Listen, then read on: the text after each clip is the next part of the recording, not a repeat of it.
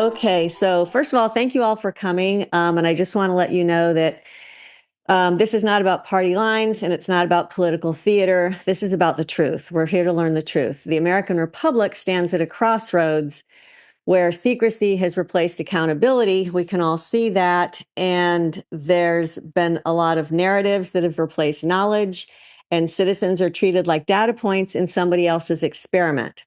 So my goal here is very simple: to find out who really governs this country, where our freedom has gone, and how we can take it back peacefully but decisively. To do that, I've invited two people are here, and they know from the inside how the machinery works. General Michael Flynn, who understands the intelligent architecture of power, and Catherine Austin Fitts, who has tracked the hidden flows of money that fuel it. And together, they bring the tactical and financial maps of a system most Americans only sense but never see. So again, this is not an interview, it's a reconnaissance for the soul of the Republic, to put it lightly. So I love on that, what I was assuming a lot of Americans really want to know: who really governs America today? The voters, elected officials, unelected officials, between the financial, between the administration, who governs us today? Who's really in control, if there is an answer to that? I'll start with that. I'll start with that question, Kat. Okay. And I'll answer it this way. In the annals of history, when tyranny reigned supreme over the lives and the souls of people, so whatever the system was at the moment in history, and the people got tired of it, they revolted. And we are not in a modern era that is so enlightened that human beings can't revolt. And I do believe that history provides multiple examples where human beings get tired of having that yoke around their neck, that yoke of tyranny around their neck. And I think this modern era, we are clearly in, as you and I have spoken about, we're clearly in a spiritual, emotional, and intellectual war. And the masses, the people, particularly in the United States of America, which I have a really good fingertip feel for, are getting tired of this yoke of tyranny that our government has put around our necks. And I'll leave it at that, because I do think that I know that many people are just at the breaking point. And when that happens, some will go silent, back into their caves. Others will not. And I pray that the leaders that we do have are smart enough to recognize the conditions that we face. Amen to that. And Catherine, I know that you've done deep dives on how much money has disappeared from federal ledgers and who's funding all this in essence. So it's a multiple parties who are funding it, but primarily it's run by the central bank, since they have between them and the Treasury, they have the ability to generate as much debt as they want and as much credit to fund that debt. But I would say, grossly oversimplified, there's a movie that says all wars are bankers' wars.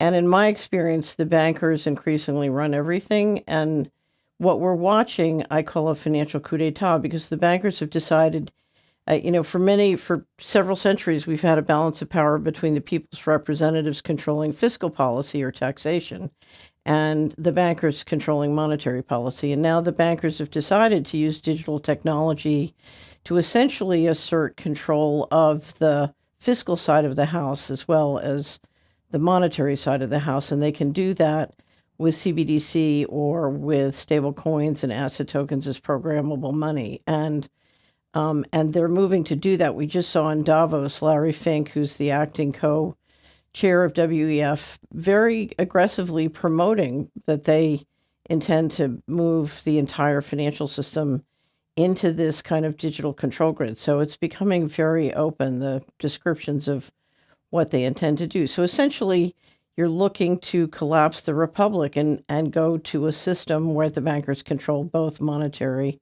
and fiscal policy. And whether they leave the legislative representatives in the executive branch in place as a theater or not, I don't know. This could, it's very fluid and it could go in many directions.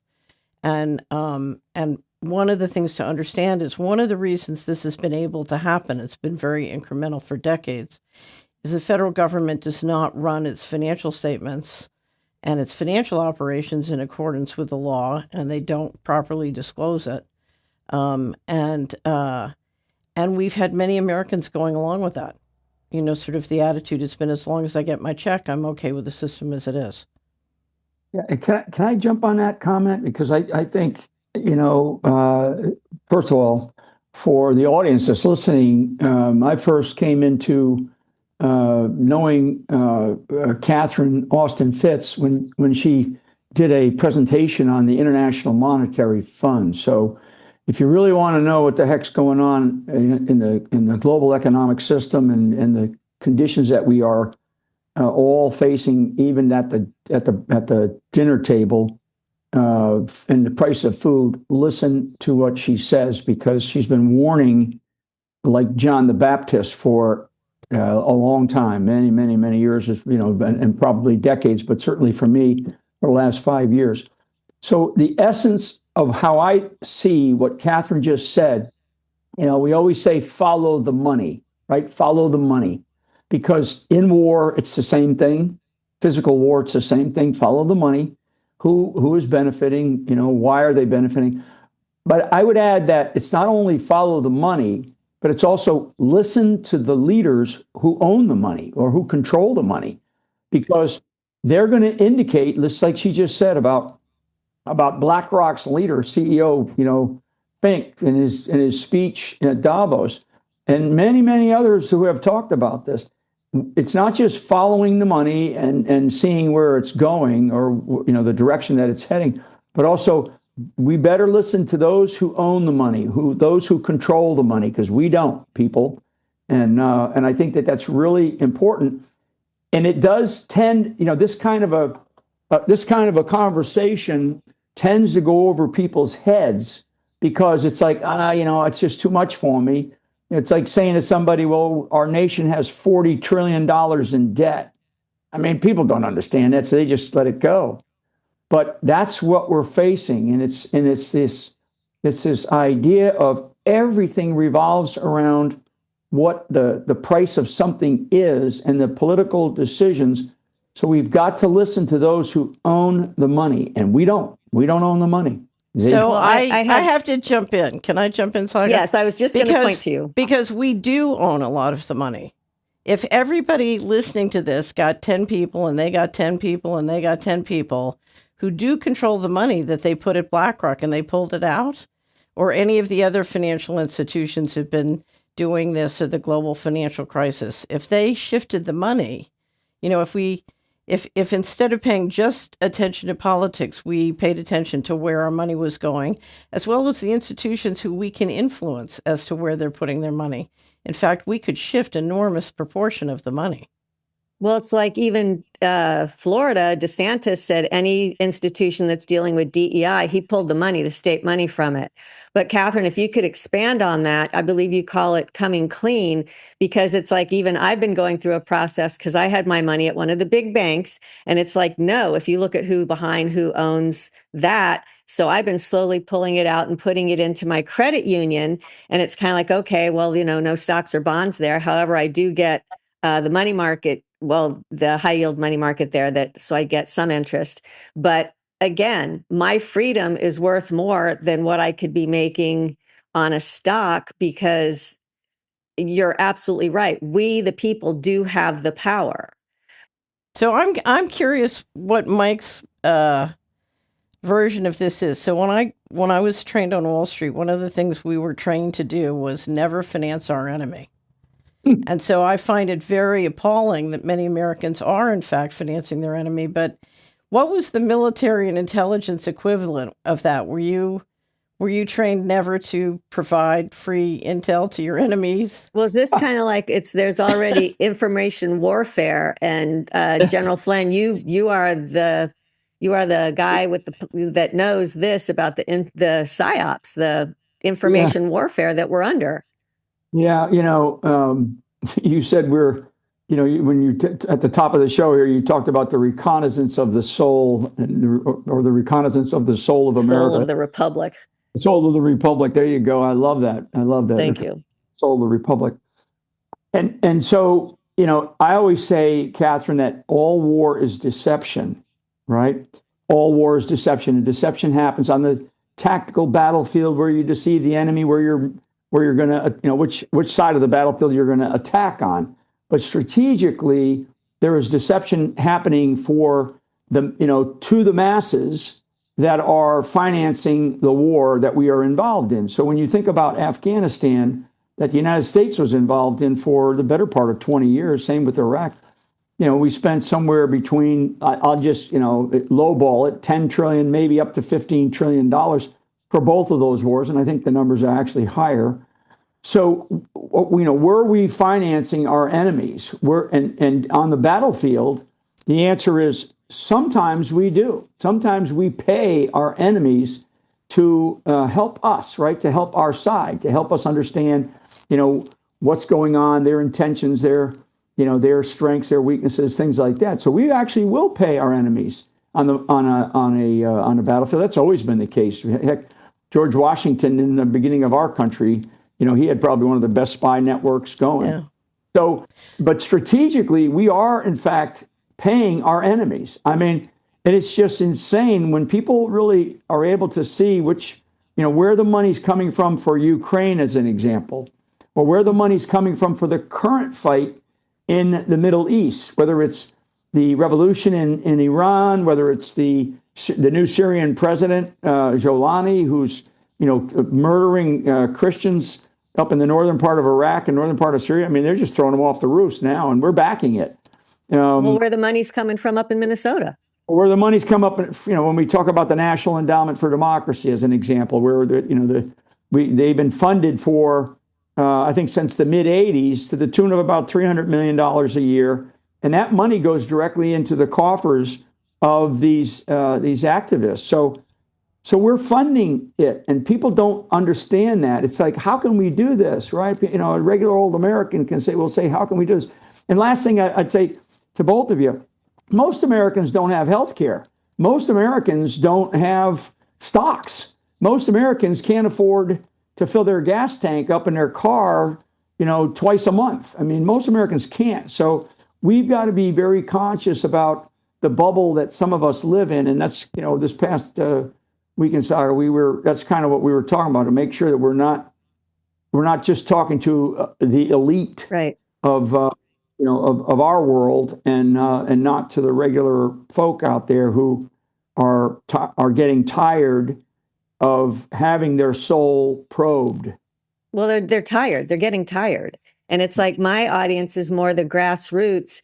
And what I've been trying to tell them on a scale, it's because there's all these shiny objects, all this stuff going on a great big huge scale.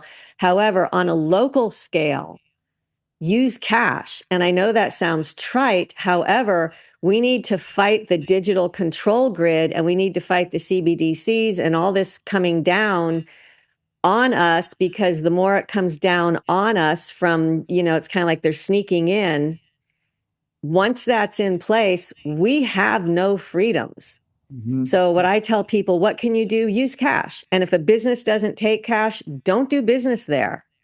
So but I mean, free citizens need to resist the algorithms, the control, and the surveillance without resorting to violence. And so I'd like to dig a little deeper into that, how you all see we can, in essence, resist that as citizens. There are three parts that are really the main pieces of the system. So one is programmable digital money, which could be stable coins and asset tokens on a distributed ledger or CBDC.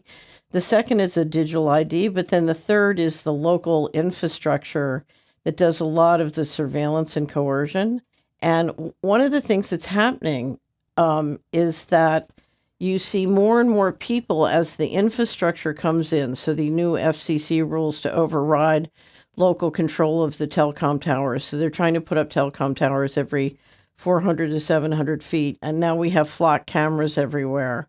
And in addition, you see the data centers going in with the extraordinary impact on energy, water, land, and other things. And as that physical infrastructure goes in, that represents the control grid, people are finally beginning to realize, oh, this is really real.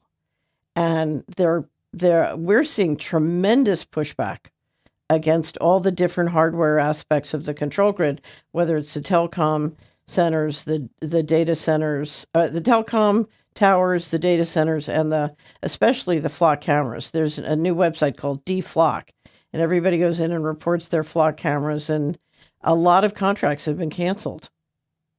So, and to me, this is an incredible opportunity because we're coming into an election in November, and an election is when people pay attention to these issues and they come out and talk.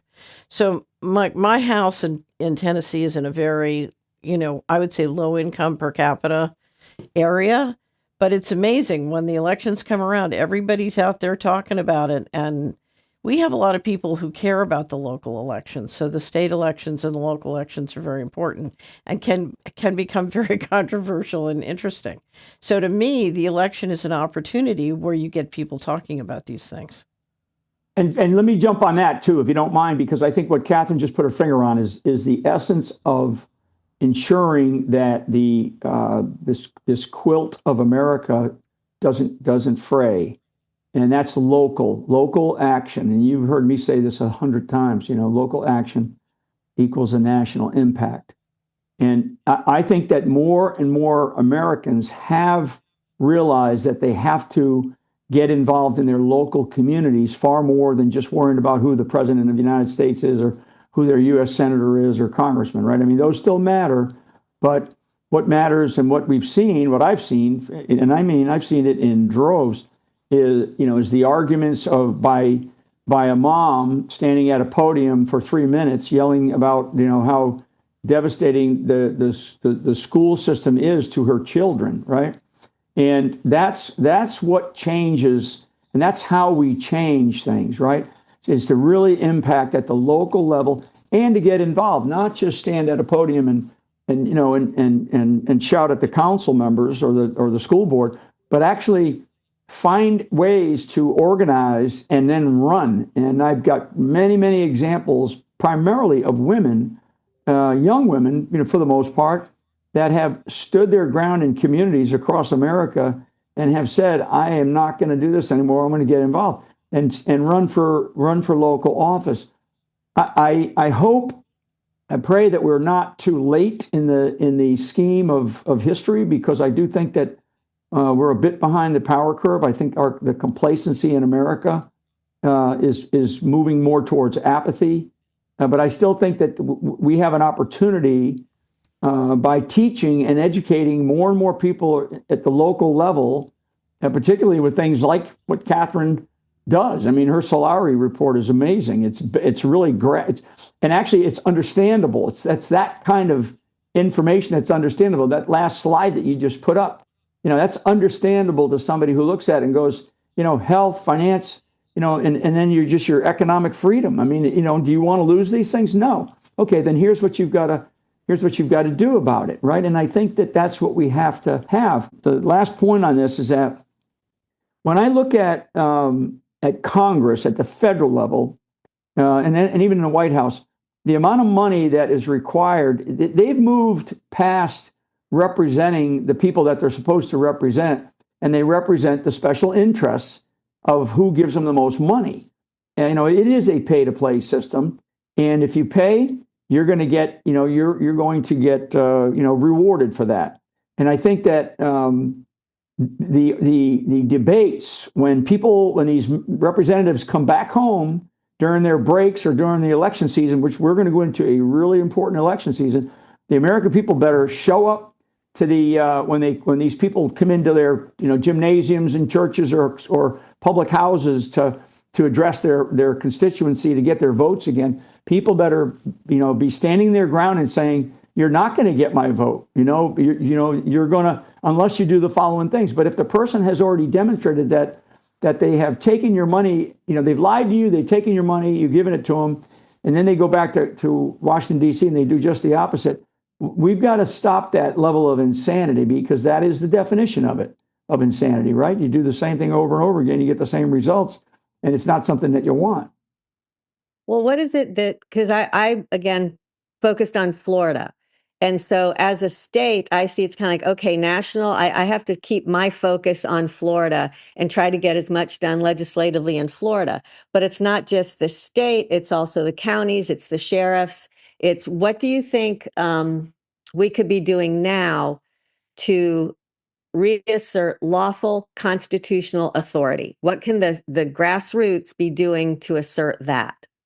Let me just do a quick answer, and then Catherine, I'm just because of my time here. So Ron, you mentioned Ron DeSantis, Governor DeSantis of Florida recently. He signed this DEI thing. We're not going to have DEI in Florida anymore.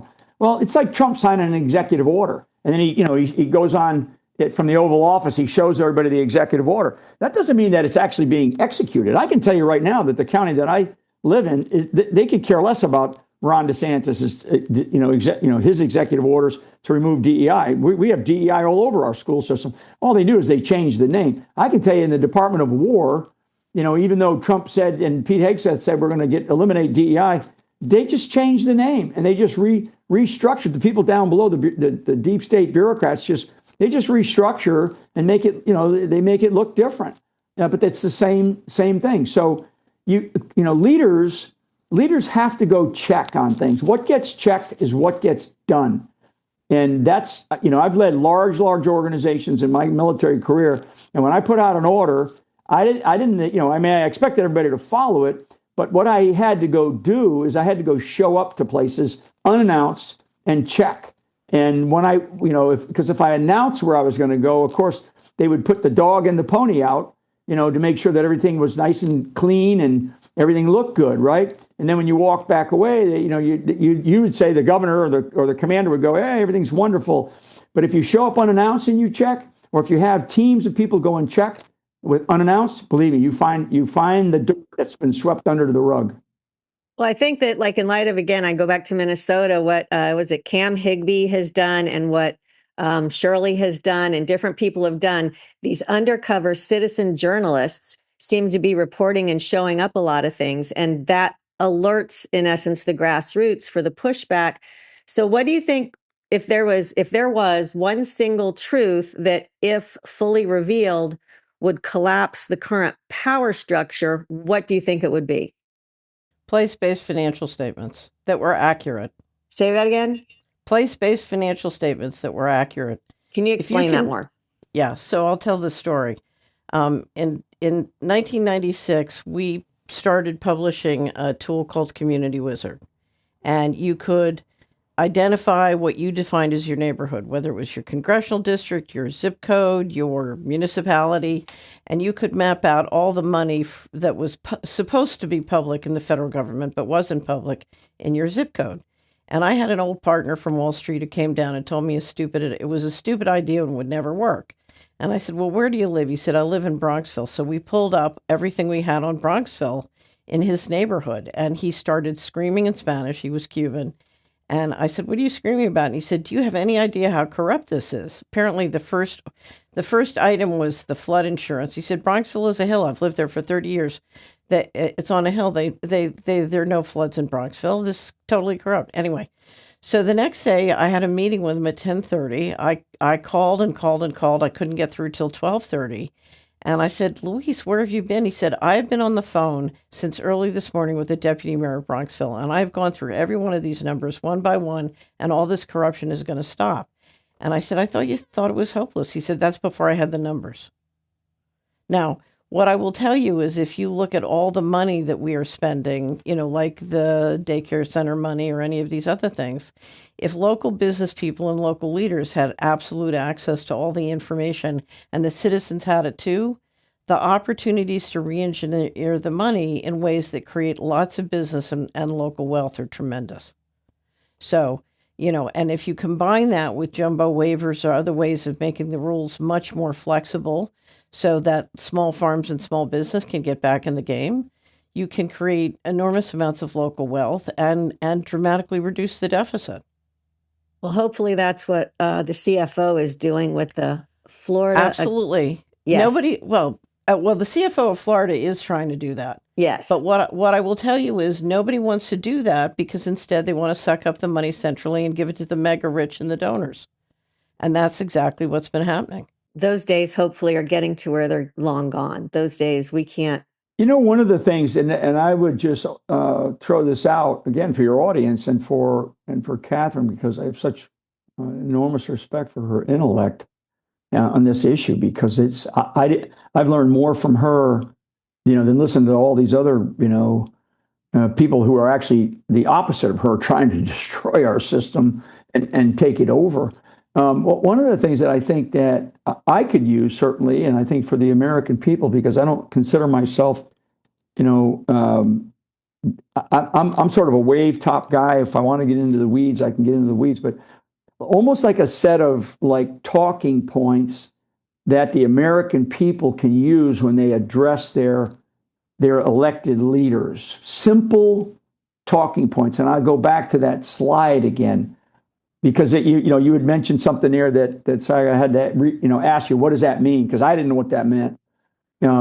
And there's things that just come, even like saying the acronym CBDC, right? Central Bank Digital. Mm-hmm. I mean, people don't know what that is because they haven't read executive orders or they haven't, studied it. Mm-hmm. We need to give the American people a simple set of criteria. Like, I mentioned the other day about, we were together and I mentioned about Lara Logan put out 10 commandments for journalists, right? And the first commandment is to tell the truth, right? I mean, that's the first. Mm-hmm. And actually, I wrote a paper a year and a half ago about my rules for diplomacy, right? And my first rule, and her and I didn't, corroborate on it. My first rule for diplomats is to tell the truth. And so I think that we need like a 10 commandments from Catherine Austin Fitts on what do we need to give. I'll give them out and I'll pass them out. Okay, so I'm going to ship you a whole bunch of these. It's called Coming Clean. Okay. And it's basically what I believe is that if you can clean out of your own life and your financial situation, all the things you're doing, I liken this system to a tapeworm. And this is the equivalent of detoxing the tapeworm and at least getting it out of your mind and out of your pocketbook, out of your wallet, out of your savings. And so we can bring it down to 10 commandments. I think that's a very good idea. But I do think if we can all stop financing the system that's killing us, the more we pull the money in a way that makes us stronger and makes the parasite weaker. Yep. Every one of us that does it, we help everybody, but most of all ourselves and our families. So. Right. I also think that you're talking to our elected officials. The thing is the people, the elected officials, they're pastors, they're preachers, they're painters, they're attorneys, they're quote unquote normal people.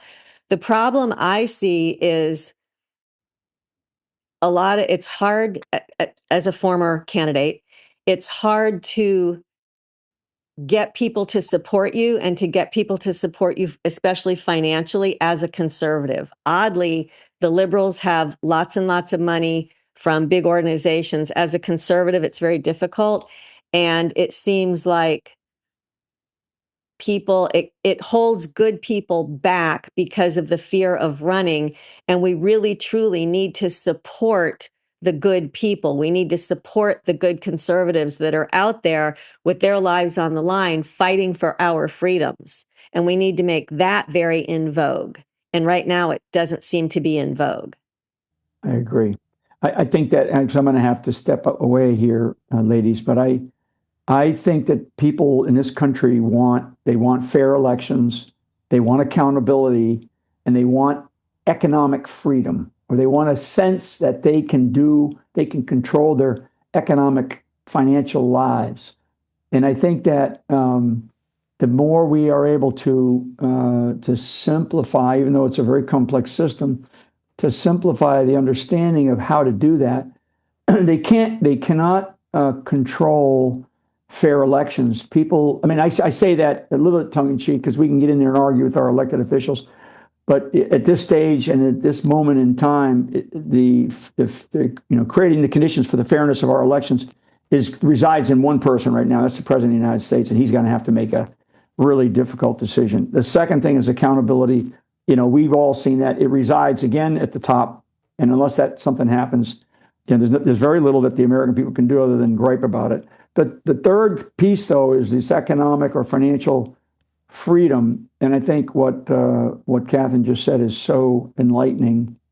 And people can do that. They actually can do that, and I think that it's it doesn't mean that you have to stop getting up early in the morning and working hard every day. I'm not telling people that don't suddenly think that because if you're lazy you're gonna be financially okay. No, you got to work hard to do the things that to have the things that you want. So anyway.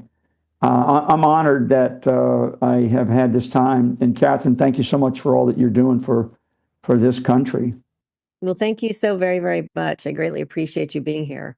I just want to affirm again what Saga has been doing in Florida is fantastic. And anything you could do to support her would be very appreciated. Oh, well, thank you. I think it's not so much of we need to stop looking for what they can do for us, and we need to come together about what we can do for each other. And I think that's what all of us are trying to do here is show how we, the people, can help each other out, even if it's as simple as start using cash as much as possible and support good people for candidates, support them. If you can only give them $5, give them $5. That all helps. So again, thank you all for all that you are doing. Beautiful. And let's keep fighting for the soul of the Republic. The soul of the Republic. That's right. All right. God bless. Thank you.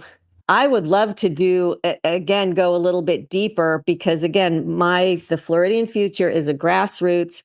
What can we do at the basic level? I'm trying to grow people up, teach people what we can do at a basic level. Okay, so let's just go down. Coming Clean is organized around the 6 pillars of building wealth. So those pillars are your free and inspired life, navigation tools, risk management, living equity, financial equity, and total forth.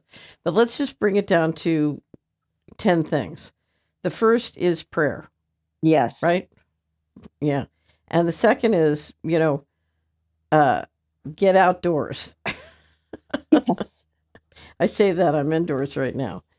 The third is start listening to sources of intelligence who are trustworthy. The fourth is find and support excellent leadership, and that's in all areas. So we'll put all areas there. The next is protect yourself from the great poisoning. Okay? And that's eat clean food. And, don't be very discerning of the healthcare system, and to the extent you can, be your own doctor. You've got to support your local farmers, and you've got to support the local healthcare practitioners who are truthful. Yes. Okay, so that's 5.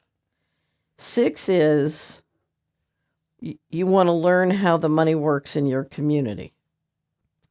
7 is you want to bank with a well-governed local community bank or credit union.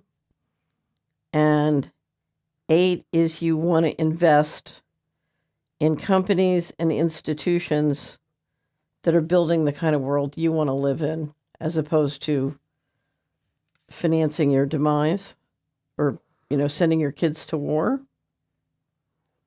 9, increase your learning metabolism, particularly about things that make you more resilient locally. And finally, you want to have faith and never quit. So you're going to turtle. Those are your 10. I have a great story for when we get never quit. I can prove to you beyond a shadow of a doubt the spirit that is in you. I can prove it. I can prove that God put in you a spirit that will never, ever quit. And if that's changed, it's not because of God that put it in you. It's because you pushed it. And you know how I can prove that to you? Okay.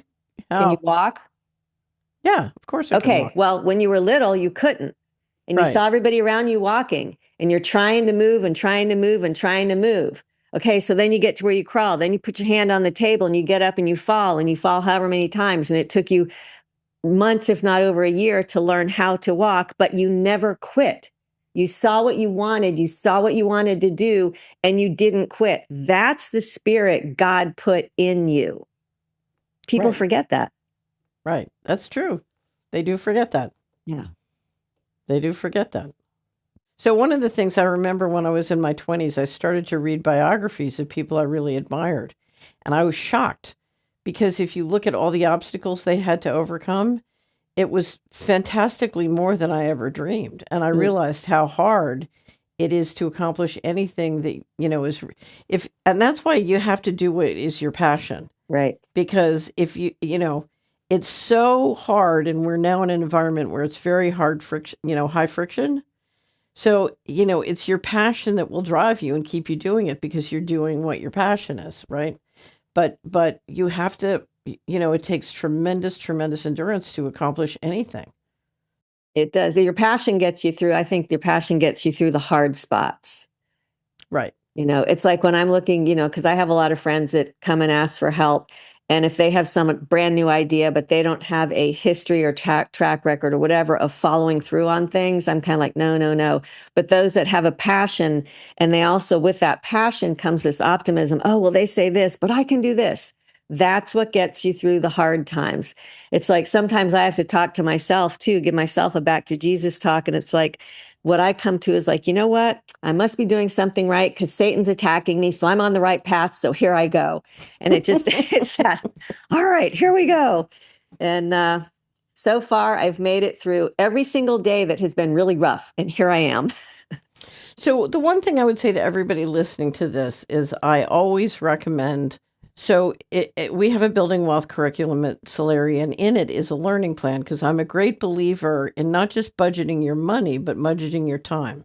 Right. Because especially in an environment where you have this kind of rapid change, your time is your most precious asset. So do a time budget, and there's instructions if you need help with it. There's instructions at Building Wealth on how to do it. But just sit down and do a time budget and look at how you spend your time in in a day, in a week, in a normal week, and a year. And then look at the things that are draining your energy or wasting your money or just not giving you the joy that you deserve. And look at identify what's draining your time or your resources, and then figure out what you can cut out. Just, cancel that activity, get out of that club, stop watching that TV show, whatever it is for you, and buy yourself 2 to 4 hours, and then take those 2 to 4 hours. You can go to Solari and it's public. You can download the PDF, you can print it out, and go through these 10 items or the items in Coming Clean and say to yourself, where can I invest that 2 to 5 hours a week that will really improve my situation? It's absolutely amazing. When I first heard you talk about that was when in one of the literacy, financial literacy classes that you did. And the time budget, because you're like, okay, so there's this many hours in a day, this many hours are sleeping, this many hours are eating. And then it's kind of like, wow, you have all this other time. So where are you putting that time? And I think about the people that it's like, you go to anywhere and their face is in their phone. And it's like, it's sucking brain cells out of you. It's sucking productivity out of you. And that's something that the little voice in there may be screaming like a toddler having a tantrum when you take it away. Push through it. Right. Because there's so much more you could be and so much more you could do. So that was very eye-opening. Yeah, I heard Ed Elson at a conference, amazing speech.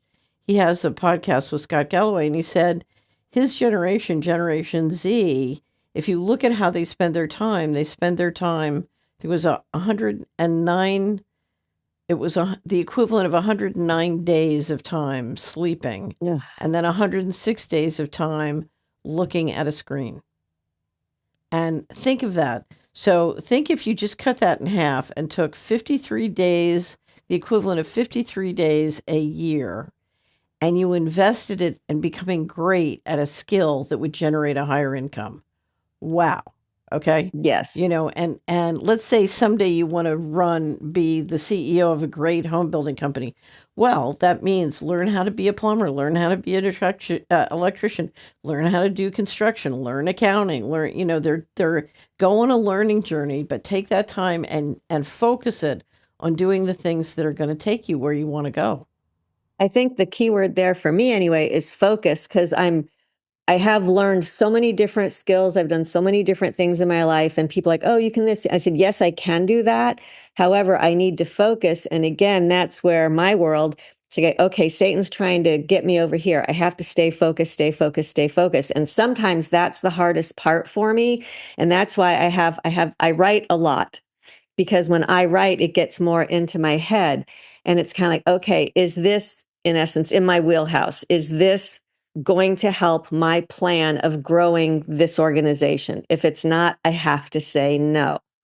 So that time budget that really hit me. That was, Well, it was that was good. interesting because Ricardo Oscom runs our Building Wealth curriculum. And so after we started working on the time budget, and I said to him, I got him and his wife to do a time budget.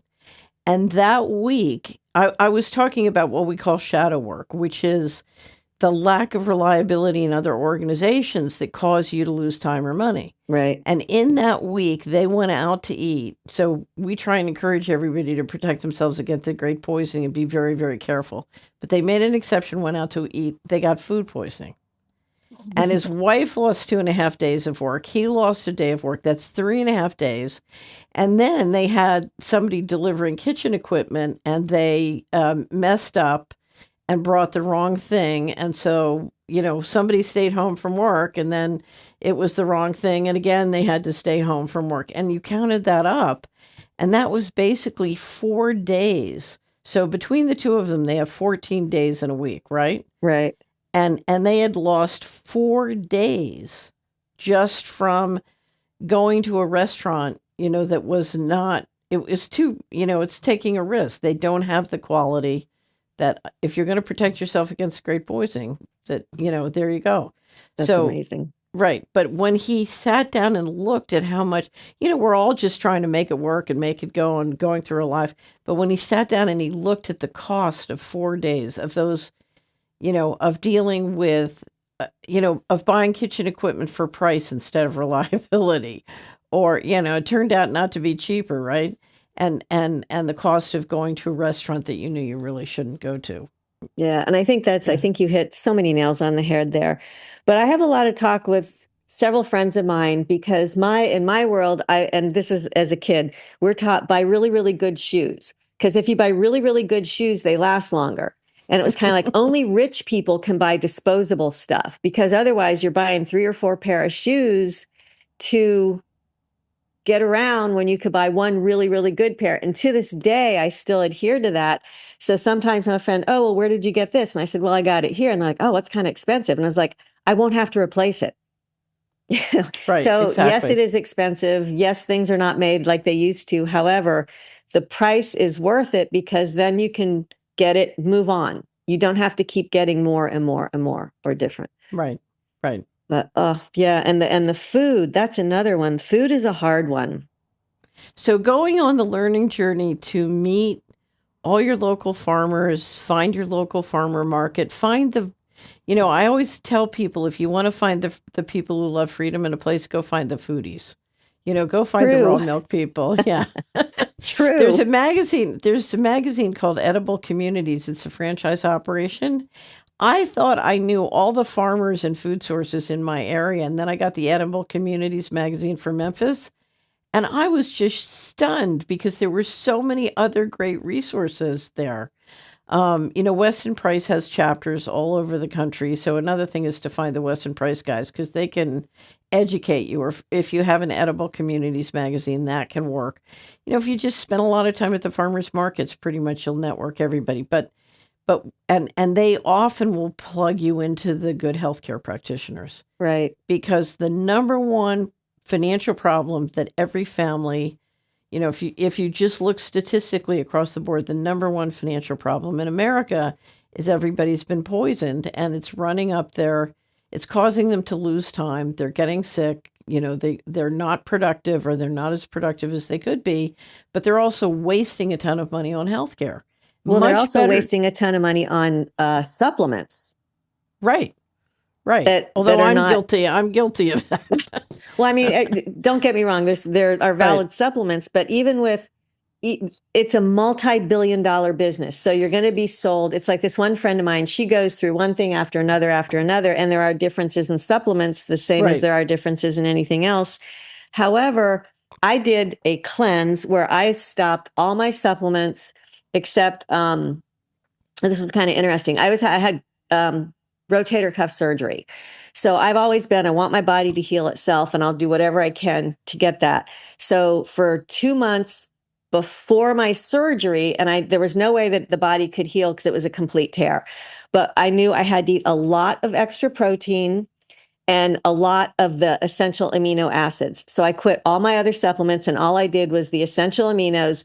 And when I say I upped my protein, well, I found a place where I could get like the real milk, raw milk, whatever you want to call it, real milk, and eggs. And I would like crack 2 eggs in my blender, put some milk in there. I mean, enormous amounts of protein.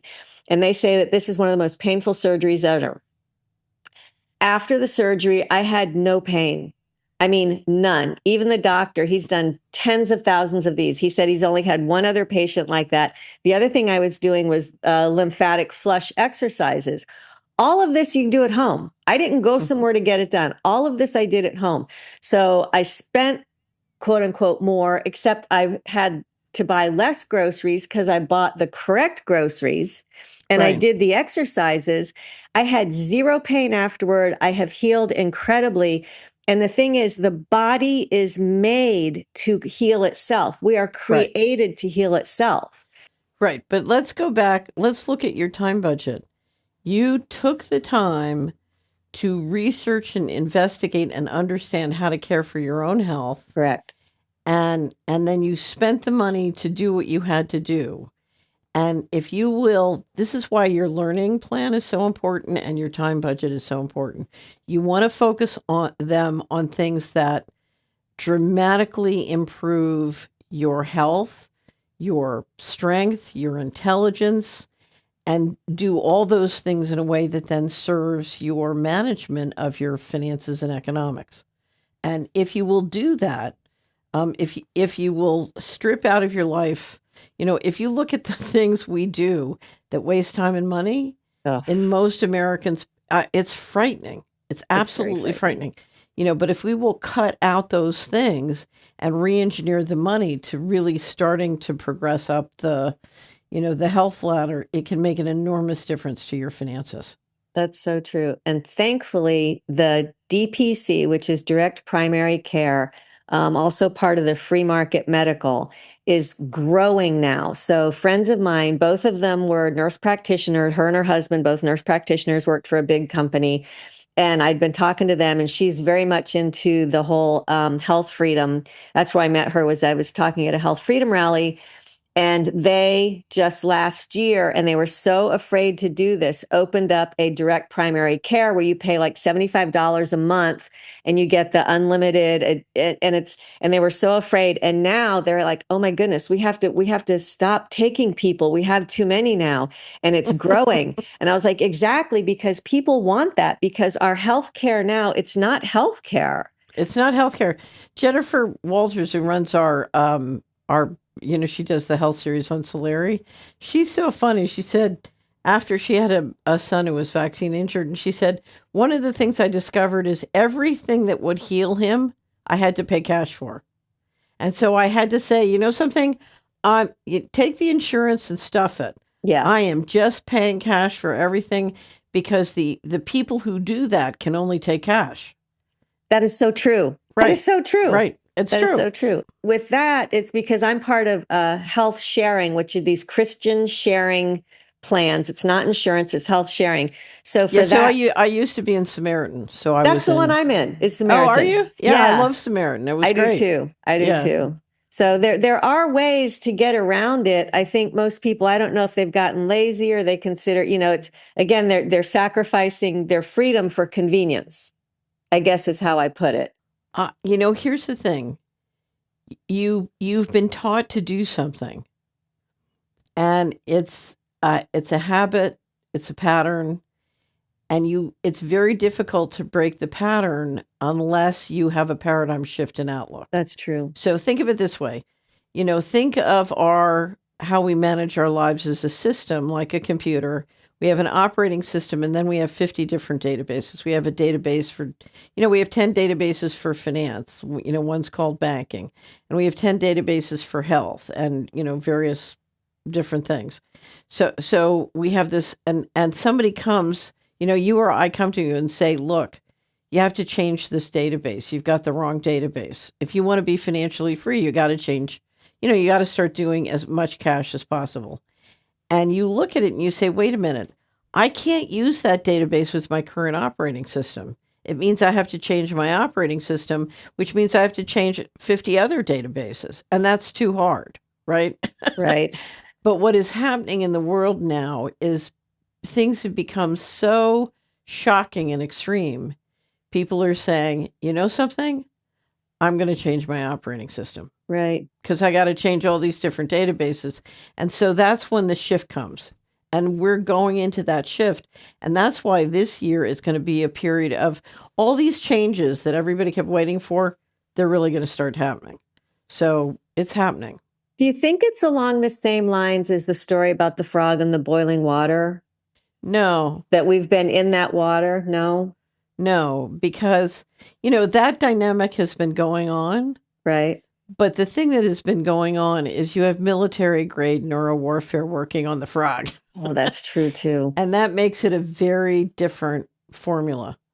And the problem is, you can't start to protect yourself against the technology until you realize that it really exists and you understand it and you get over the shock and the grief of realizing I've allowed myself to be brainwashed.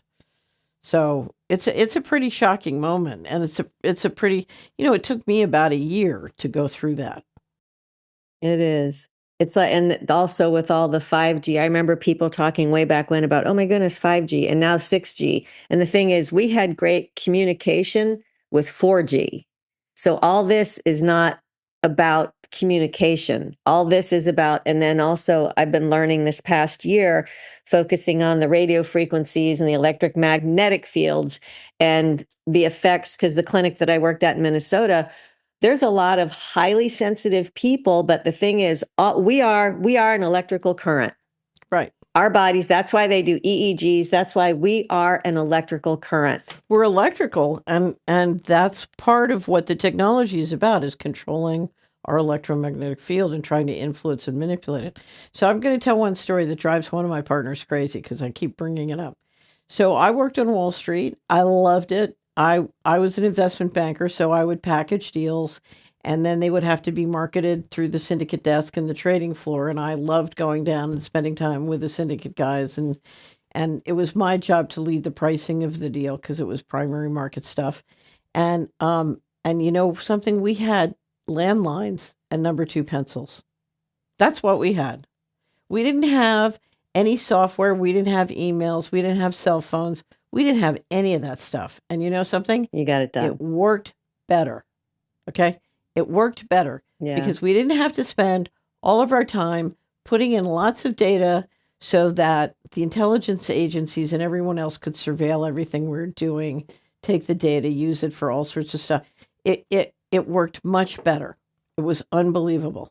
And but we had a rule. You either did what you said, you kept your word, you said yes, no, 9 and 5/8, you kept your word, and you did what you said, or you communicated instantly. And if you didn't, you just got fired.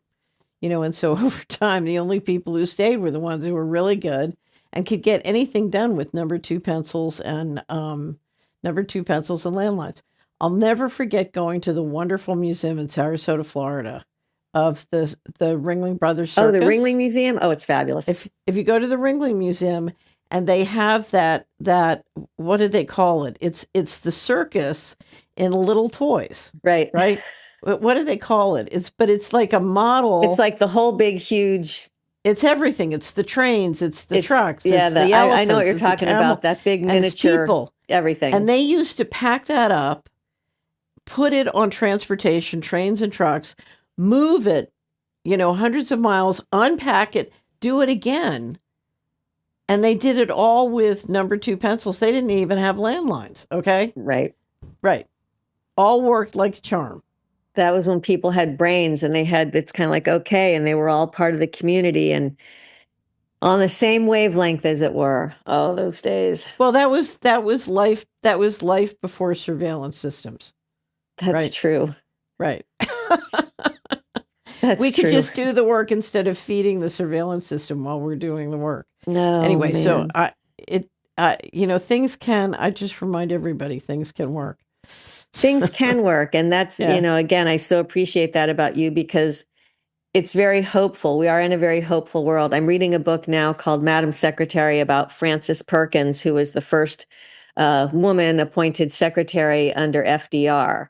And the things that they were going through back then, just fresh out of the Depression and coming up with the New Deal and Social Security and all the labor stuff and all the attacks that they had against them then.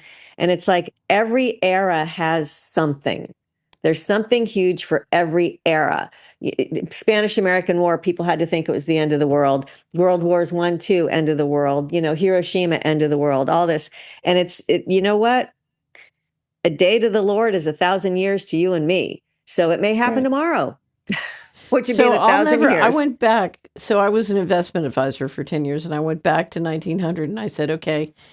Knowing what I know now, if I was in 1900, how would I invest? What kind of portfolio strategy would I use to get through the 20th century? And I realized, wow, if you look at what they managed through, and interestingly enough, the rules, if you live with very old wealth and you follow the rules they follow, there's a technology, they know how to do it, and it really works. You can make your but you have to rock and roll. And the first meeting that the Solari team had this year, somebody said, okay, we know what the tagline was last year. What's our word for the year? What's our tagline for 2026? I said, rock and roll, because you're going to have wild opportunities, but wild risks. And, and it's like the oil business. I used to have a lot of clients in the oil business when I was on Wall Street, and they used to just say, and you'd sit down with a guy who's a multimillionaire or billionaire, and he's totally humble, as humble as you can be. And you ask him how he does it, and he says, something? When you're in this business, one day you're a billionaire, the next day you're broke, the next day you're a billionaire, and you learn to start realizing that's not your life. Your money's not your life. It's just something that's around sometimes. Yeah, that's true. Right. Well, Catherine, this has been great. I don't know how we're going to break this up. I think we ought to just do it as a wonderful conversation. Yeah. We just do it as a conversation. And again, I just want to tell everybody in Florida who's listening to this, please get behind. I said, what was the one where I said, find your leaders and help them? Yes. You help this person because she knows what to do. You're doing great work, and I can't tell you how much I appreciate being in cahoots with you. Well, and I thank you. remember I was tremendously busy when you first called me, but you were like a tiger. You were not going to stop calling. I was respectful, though.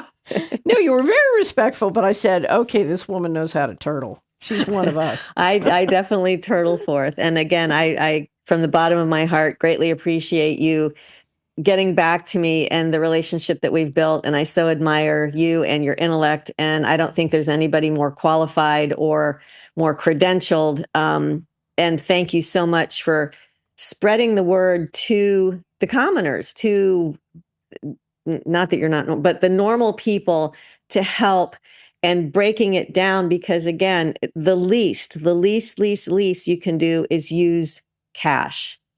Yes. If everybody will just use cash as much as possible, but, tell everybody, tell your friends, tell your family, pick out 10 people and get them using cash and tell them to do the same. This can absolutely go. Okay. Yes. Catherine, thank you so much. Thank you. Have a great day. Thanks. You too. Bye bye.